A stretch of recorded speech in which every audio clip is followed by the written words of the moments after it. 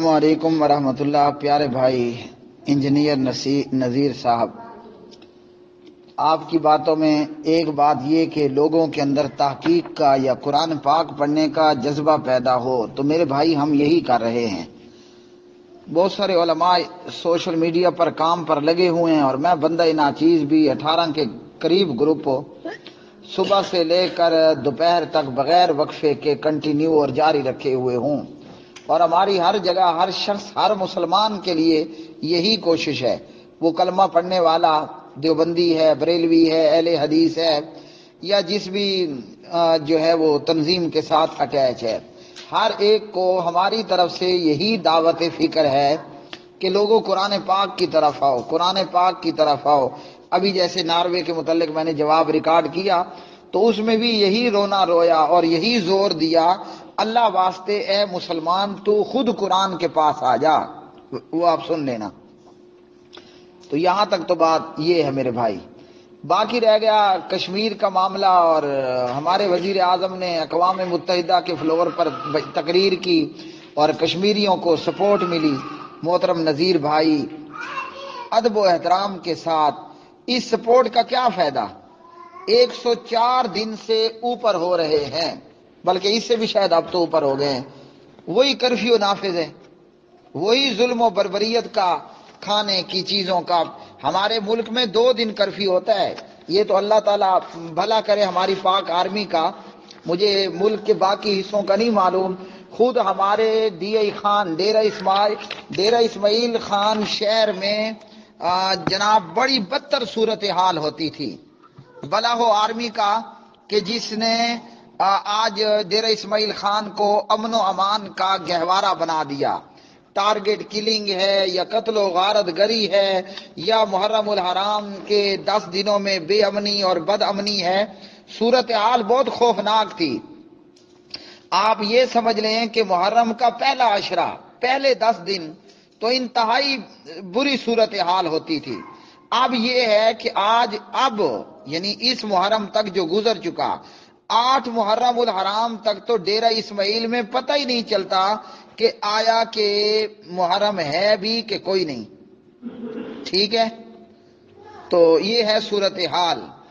تو میرے پیارے بھائی، یہاں ہم یہ 2 دن ہوتے ہیں۔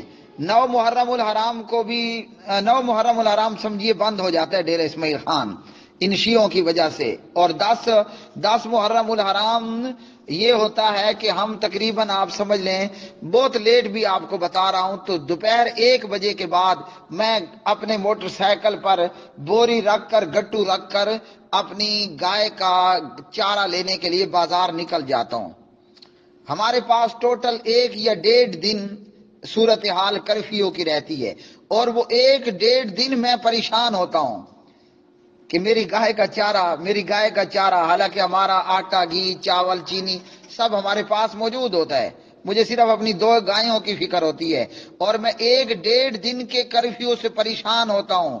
کشمیری مسلمانوں پر 100 دن سے اوپر کا کرفیو ہے، ان کے بچوں کا، بوڑھوں کا، جوانوں کا، گولی ماریے گائیوں کو، انسانوں کا کیا حال ہوگا؟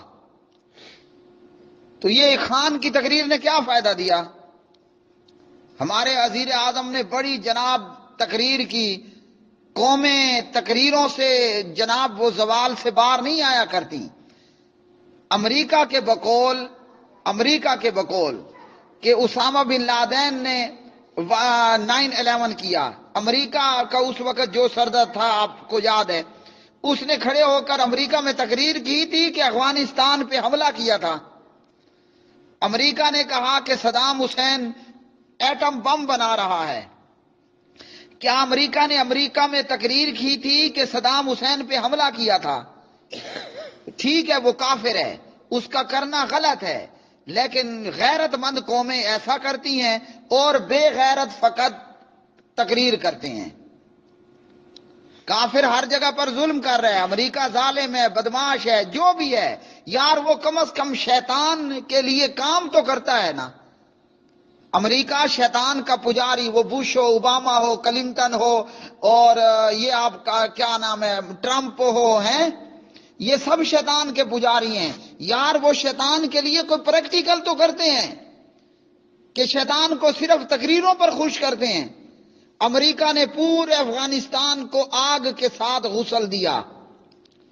امریکہ نے عراق میں، امریکہ نے شام میں، یہودیوں نے جناب فلسطین میں مسلمانوں کو بمبوں اور بارودوں سے نہلا کے رکھ دیا.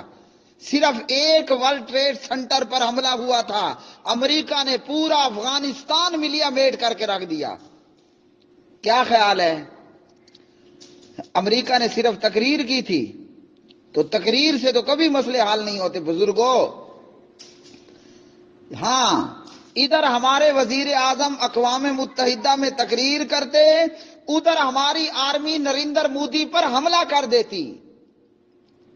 پھر بات بنتا. ہر چیز کا جوڑا ہوتا ہے نا، جوڑا جوڑا، ہر چیز جوڑا جوڑا ہے نا. تو یہاں بھی ایک تقریر اور ایک حملہ.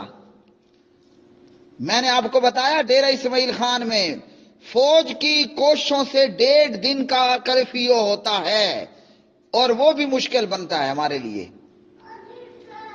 تو جس قوم پر 100 دن سے اوپر کرفیو نافذ ہو، ان کا اللہ کے بندے کیا برا حال ہوگا.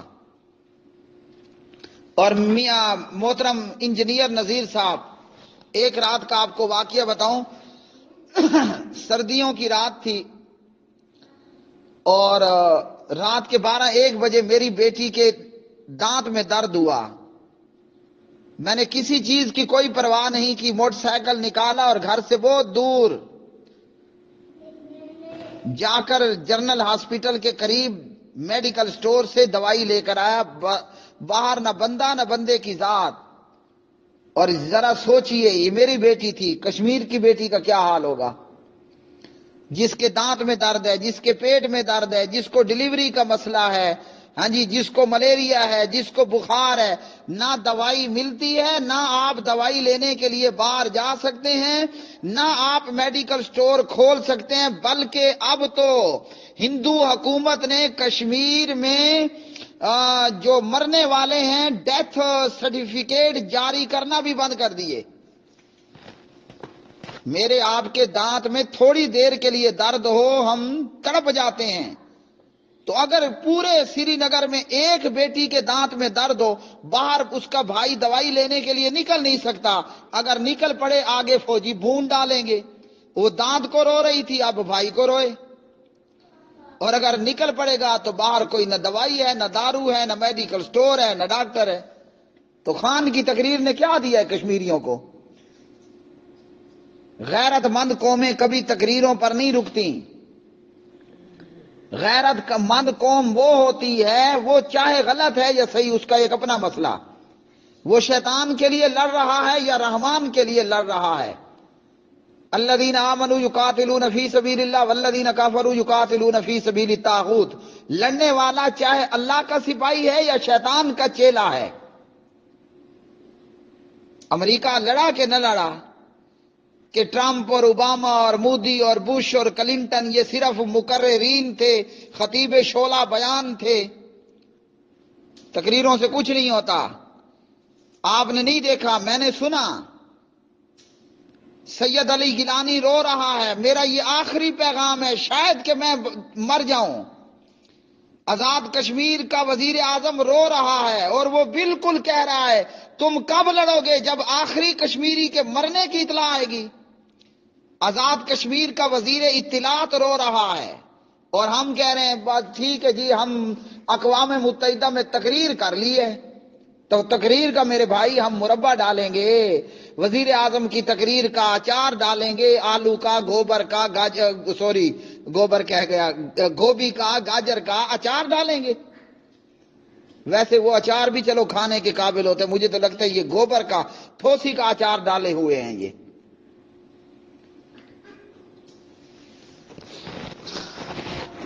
باڑ میں جائیں. یہ حضور محمد الرسول اللہ صلی اللہ علیہ وسلم نے مکے والوں کے خلاف تقریر کی تھی. یہ بدر کیا تھا؟ یہ احد کیا تھا؟ یہ حنین کیا تھا؟ یہ احزاب کیا تھا؟ یہ خندق کیا تھی؟ یہ یرموک کی جنگیں صحابہ کرام یہ کیا تھیں؟ یہ قادسیہ کی لڑائی کیا تھی؟ مجوسیوں کے ملک ایران پر حملہ یہ کیا تھا؟ عراق پر حملہ یہ کیا تھا؟ مسلمہ کذاب پر حملہ یہ کیا تھا؟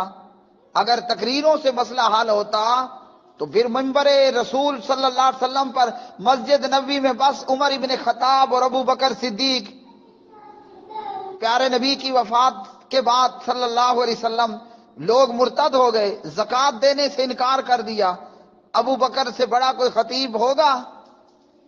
تو ابو بکر نے مسجد نبوی کے ممبر پر خطبہ دیا، لو جی مسئلہ حل ہو گیا جی۔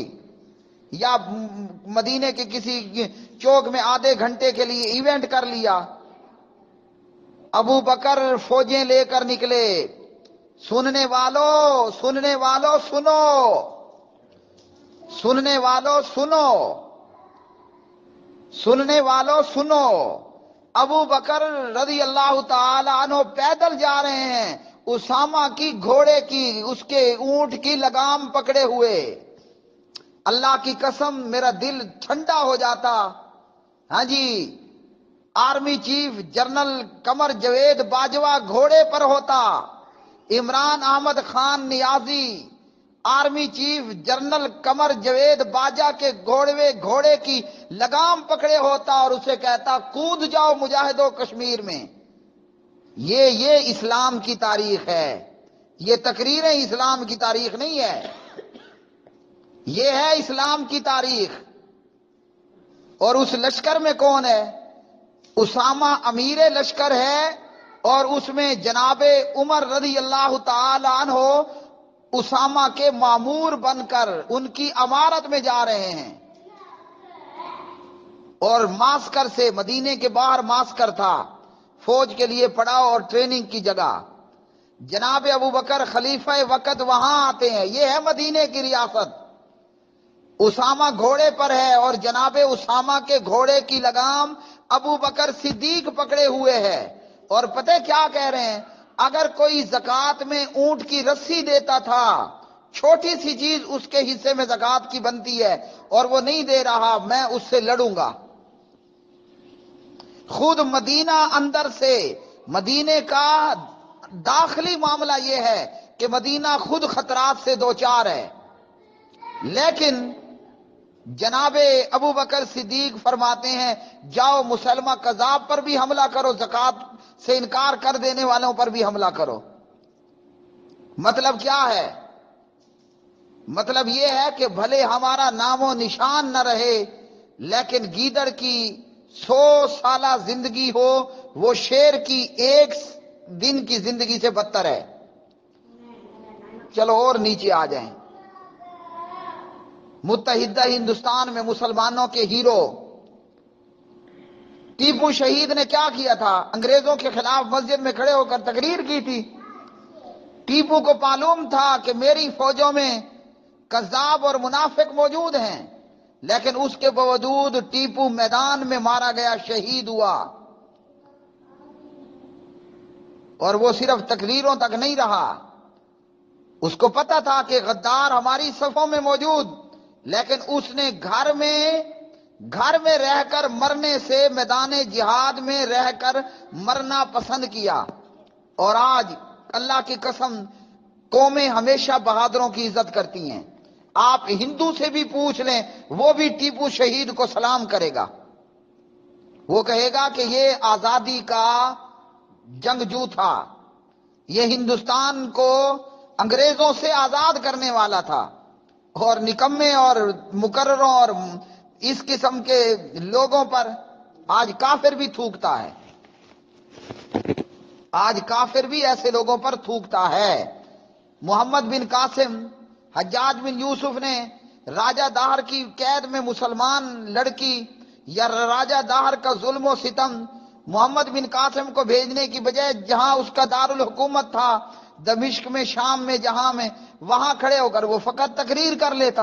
اللہ علیہ خیر صلی اللہ۔ آج کا نریندر مودی وہ گزرے ہوئے کل کا راجہ داہر ہے، آج کا ٹرمپ گزرے ہوئے کل کا راجہ داہر ہے۔ تو حجاج بن یوسف نے ایک جرنیل بھیجا، مارا گیا، دوسرا بھیجا، وہ بھی مارا گیا، دوسرے یا تیسرے نمبر پر محمد بن قاسم کو بھیجا رحمت اللہ علیہ، تو وہ تقریر کر لیتا نا، دارالحکومت میں کھڑے ہو کر، مسجد میں کھڑے ہو کر بڑا شعلہ بیان قسم کی تقریر کر ڈالتا، راجہ دار اپنے آپ ہی ہلاک ہو جاتا۔ اور بہادروں کی قومیں عزت کرتی ہیں۔ اللہ کی قسم میں نے یہ پڑھا ہے کہ محمد بن قاسم کے چلے جانے کے بعد ہندوؤں نے ابن قاسم کی مورتیاں بنا کر محمد بن قاسم کو پوجا، اور بزدلوں پر قوم کھلے مارتی ہے۔ تو محمد بن قاسم، اور یہ بھی آپ کو بتا دوں، محمد بن قاسم ایک مدرسے کے طالب علم تھے۔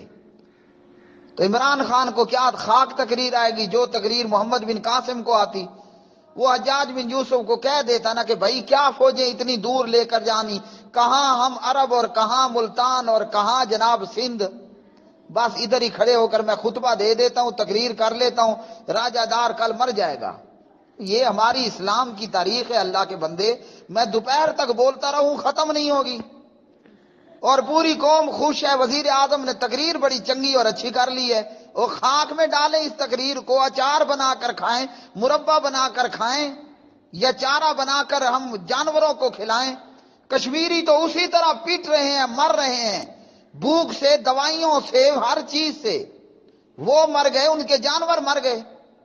میں ایک دن کے لیے گائے کے چارے میں پریشان ہوتا ہوں، محرم کی اس لوڈ شیڈنگ یعنی کرفیو میں، تو جہاں 100 دن کا مطلب کیا ہے، 30 90، 4 مہینے کو ہو رہے ہیں، آنے کو ہو رہے ہیں، ہونے کو آ رہے ہیں، اور وہ کرفیو کی زد تلے ہیں، ان کا کیا حال ہوگا؟